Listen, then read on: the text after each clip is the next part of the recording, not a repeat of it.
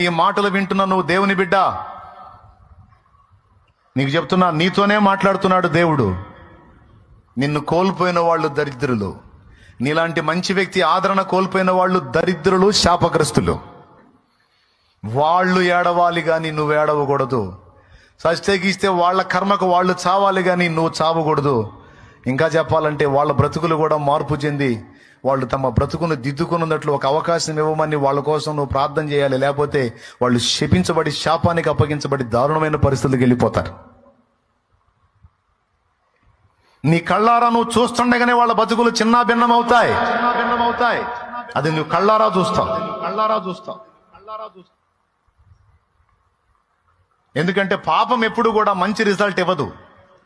వంచన ఎప్పుడు, మోసం ఎప్పుడు కూడా మంచి ఫలితాలు ఇవ్వదు.